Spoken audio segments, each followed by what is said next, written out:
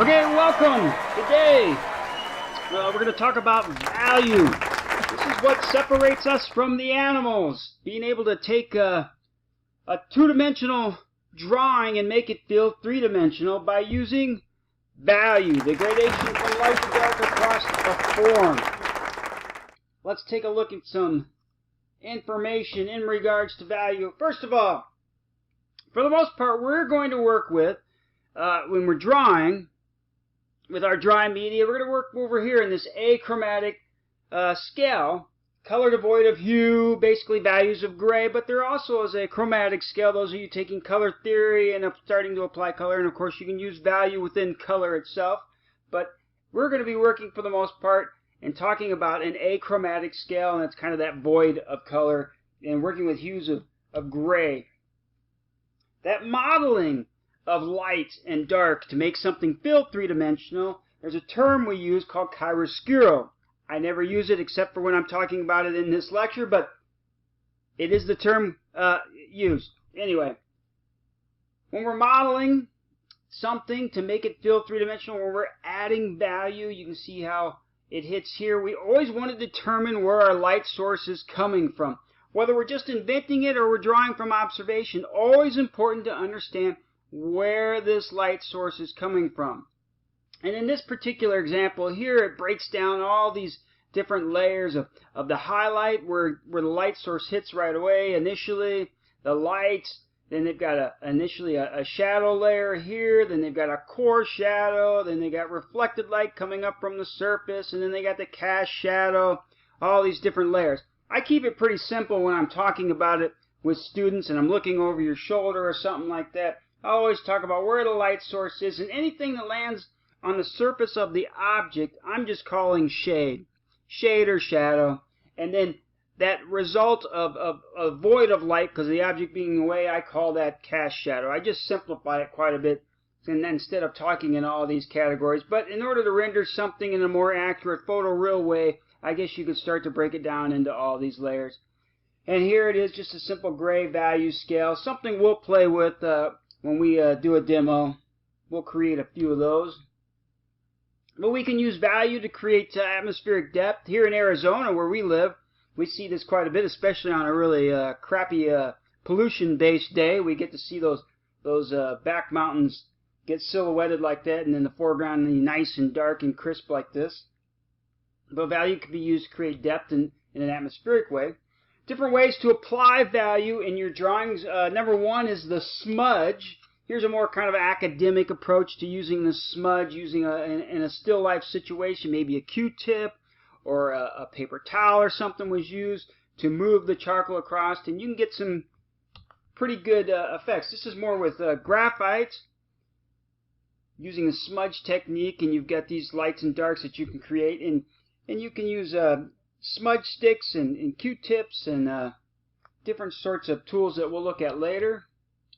I do like the idea that when you're working with dry media that, you know, the smudge sort of happens whether you want it to or not, because your hand is in the work. It's going to get in the way of certain things, and I love kind of seeing that, especially in the drawing on the right here, where you just kind of see the human hand in the work because the smudges happen.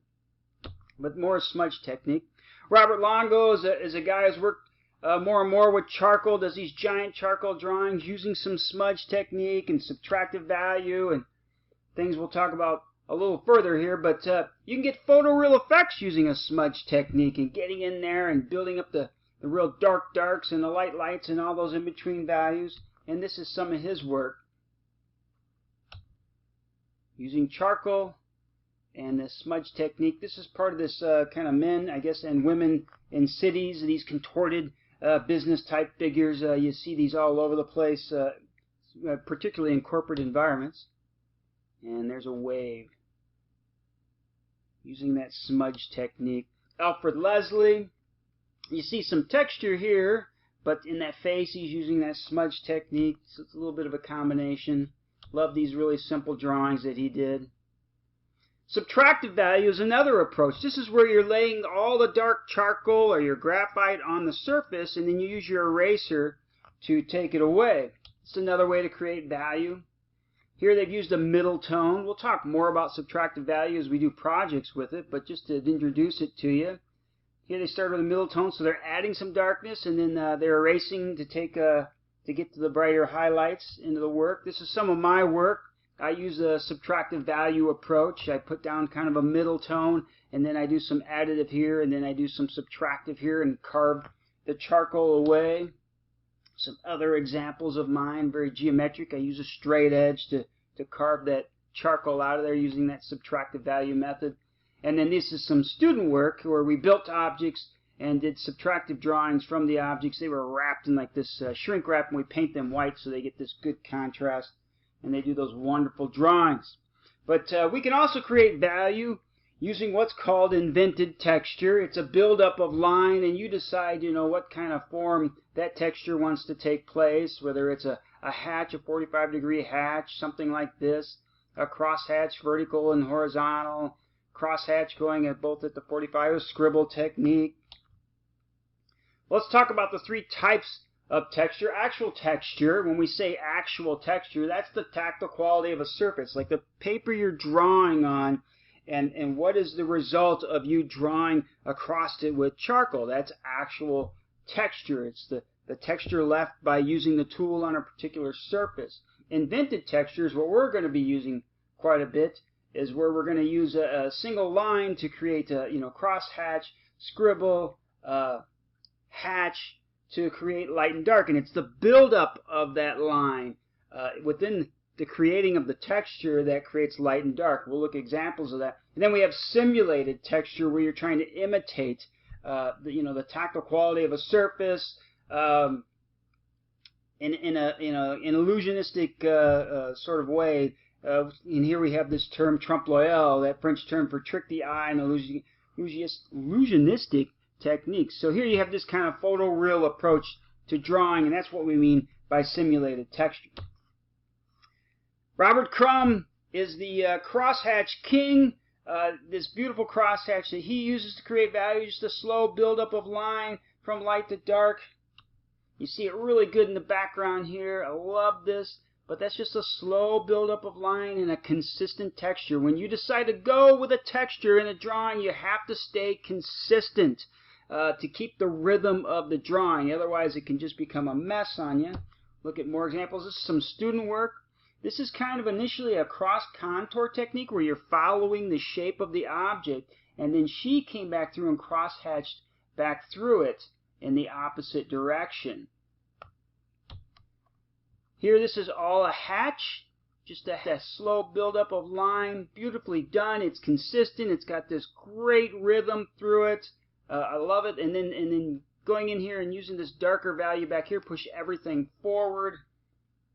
Look at the value built up in line here. Again, this is all just crosshatch. This is my go-to invented texture, is to just use a basic 45-degree hatch and slowly build it up.